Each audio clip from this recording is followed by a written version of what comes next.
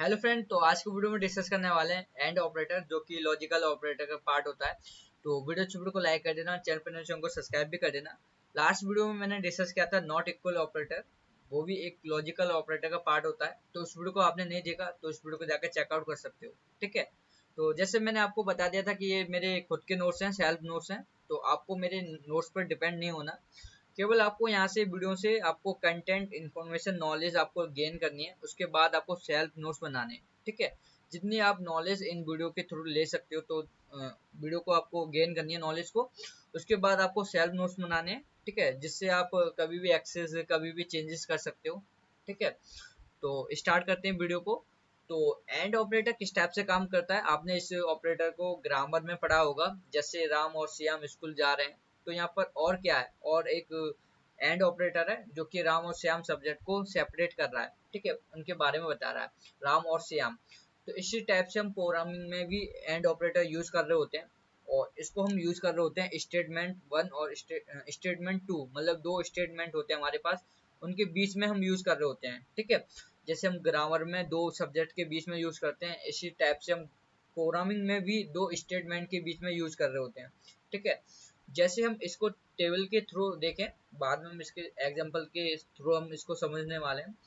तो यदि हमारा स्टेटमेंट वन है फॉल्स, ठीक है, तो हम दूसरे स्टेटमेंट को चेक नहीं करेंगे, इसका जो रिजल्ट आएगा वो फॉल्स आएगा, ठीक है। फॉल्स का मतलब जीरो।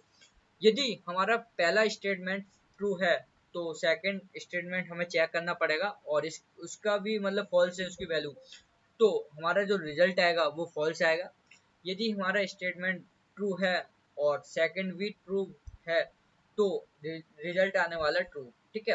याद करने का बेस्ट तरीका क्या है इसका, कि यदि मतलब दोनों स्टेटमेंट ट्रू हैं तो रिजल्ट ट्रू, बाकी सब जीरो, ठीक है, बाकी सब फॉल्स। मतलब दोनों स्टेटमेंट आपके ट्रू होने चाहिए, तो तभी ट्रू होगा, बाकी फॉल्स होगा, ठीक है। और इसका हम सबसे ज्यादा यूज कर रहे होंगे इफ एल्स कंडीशन में, ठीक है।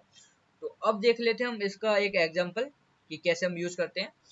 तो जैसे यहाँ पर दो वेरिएबल दिए हुए हैं, 5 मतलब y और x, और जिनकी जो वैल्यू है वो 5 है, ठीक है। इस टाइप से x की जो वैल्यू है आपकी 5 और y की जो वैल्यू दी हुई है 5, ठीक है, दोनों इन टाइप के।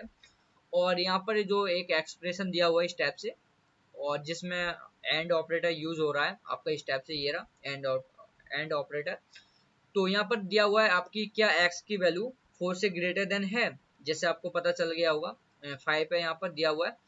तो यहाँ पर 5 जो ग्रेटर देन है 4 से, ठीक है।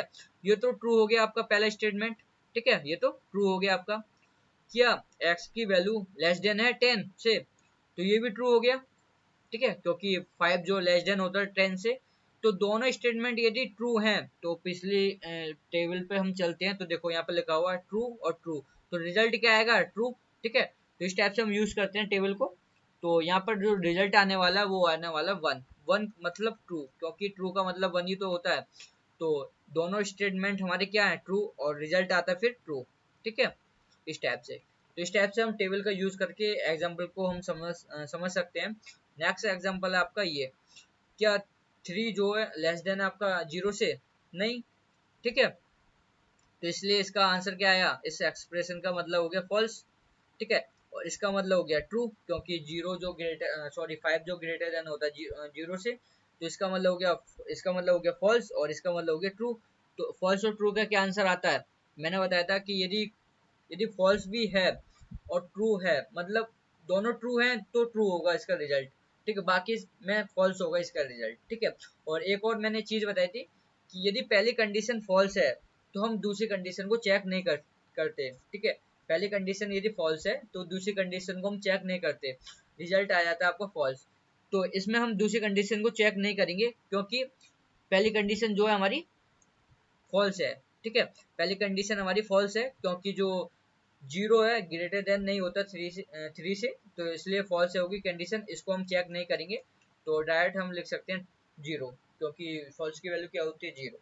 तो इस टाइप से एंड ऑपरेटर यूज करते हैं हम, और सबसे ज्यादा हम यूज करते हैं इफ एल्स कंडीशन में, और जब हम प्रोग्राम बना रहे होंगे इफ एल्स के, तो वहाँ हम देखने वाले हैं, ठीक है। तो आज के लिए इतना ही, मिलते हैं नेक्स्ट वीडियो में नेक्स्ट टॉपिक के साथ।